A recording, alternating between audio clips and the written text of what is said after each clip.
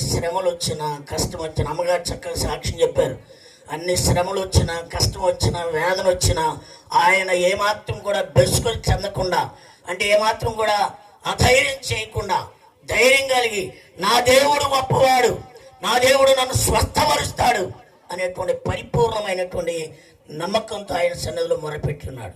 ఈ రోజున క్యూర్ అవ్వడానికి దేవుని యొక్క సంకల్పం, ఆయన హృదయాన్ని దేవుడు ఎరిగి ఉన్నాడు. అందుకనే దావీదు మహారాజు అంటున్నాడు 18వ కీర్తన 19వ వచనం 2వ భాగంలో, నేను ఆయనకి ఇష్టడను గనుక ఆయన నన్ను తప్పించాను. దేవునికి స్తోత్రం. హల్లెలూయా, హల్లెలూయా. మనమందరము కూడా యేసయ్యకి ఇష్టలుగా ఉండాలి, మనుషులు కాదు. మనుషులు మనల్ని అప్పుడప్పుడు ఇచ్చినప్పుడు మెచ్చుకుంటారు, ఇకపోతే అవతలకి వెళ్ళి తిట్టుకుంటారు. అవునా కాదండి? మనుషులు ఎప్పుడు కూడా మన యొక్క ఆస్తిని బట్టో, అంతస్తుని బట్టో, లేకపోతే మన యొక్క మాటతనాన్ని బట్టో, మాటకారితనాన్ని బట్టో మనల్ని మెచ్చుకుంటారు. కానీ నా హృదయము నీ హృదయం ఎరిగినటువంటి మహోన్నతుడైనటువంటి దేవుడు యేసుక్రీస్తు ప్రభు మన హృదయాలను పరిశీలించేవాడు.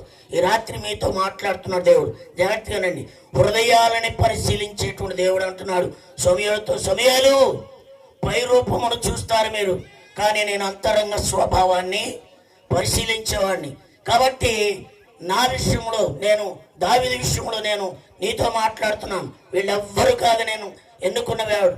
ఇదిగో వాడు కలవసారి పడున్నాడు అని అంటే వాడు ఎక్కడున్నాడు ఆయన అని అడిగితే యెషయా చెప్పాడయ్యా, ఆయన గొర్రెల కాపరులు గొర్రెలను కాసుకుంటున్నాడు, తీసుకురండి ఆయన్ని.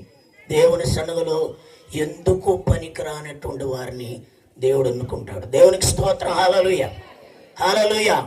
ఉద్యోగంలో ఉండి అది ఉండి ఇది ఉండి జ్ఞానం కలిగిన వాడు అని అనుకుంటే వారిని ఎవరిని కూడా కేర్ చేయడు.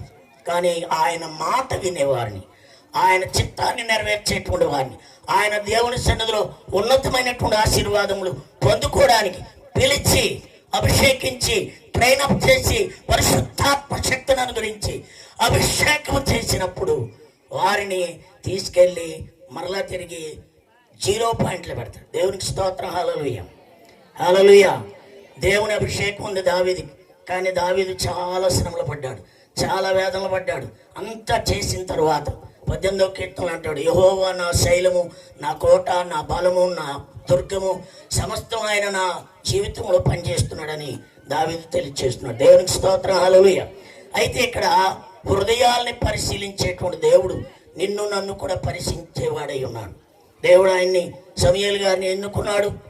దేవుని సన్నిధిలో ఆ పిలుపుని అందుకొని ఆయన సన్నిధిలో నీతిమంతుడిగా తీర్చబడి ట్రైనప్ అయ్యి దేవుని సేవ చేస్తుండగా వచ్చినటువంటి శోధన ఇంత అంత కాదు.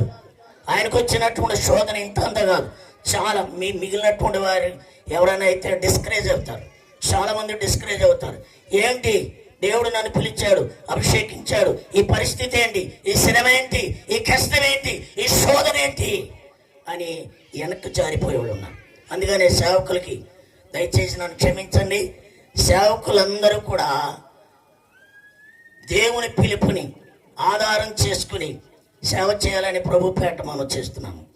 సేవకుడు అంటే ఆషామాషి కాదు. అభిషక్తుడైనటువంటి సేవకుని ఎవరేమన్నా అది ఎట్టి పరిస్థితిలో కూడా వారికి తగలదు, కానీ వారిని దూషించిన వారిని దేవుడు శపిస్తాడు. అది దావీదుని గురించి మనకు తెలియజేస్తున్నాడు.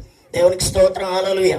ఈ దినమున ఈ కార్యక్రమాన్ని ఆయన కృతజ్ఞత కూడిక పెట్టుకోవడానికి కారణం ఏంటంటే, దేవుడు ఆయన ఆరోగ్య విషయంలో సంపూర్ణంగా అంటే మరలా ఏమాత్రం కూడా వెనకచ్చేటువంటిది కానీ మరలా తిరిగి మొలిచేటువంటిది కాకుండా ఆయన సంపూర్ణంగా దేవుడు ఆశీర్వదించి స్వస్థపరిచి ఉన్నాడని.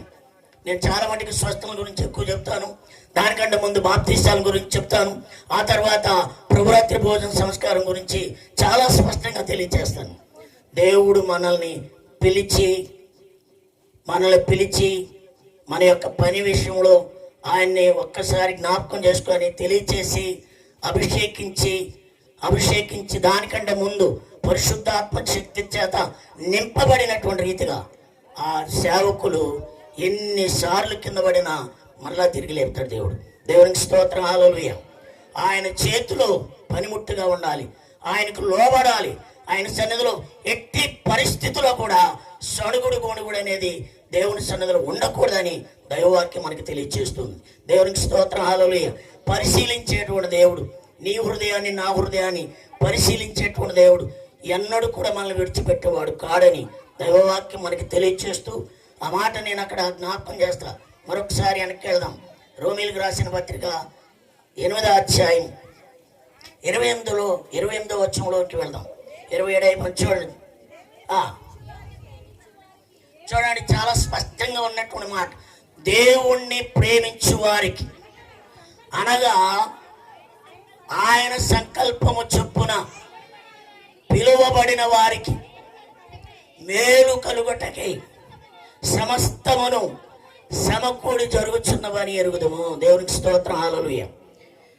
ఎవరిని ప్రేమించేవారు కండి? మీరు ఎప్పుడైనా దేవుని ప్రేమించారా? ఏంటి ఆగిపోయారు? దేవుని ఎప్పుడు ప్రేమించలేదా? మనుషుల్ని ప్రేమించడం నేర్చుకున్నారు. మనుషులను ప్రేమించడం కాదు, దేవుణ్ణి ప్రేమించాలి.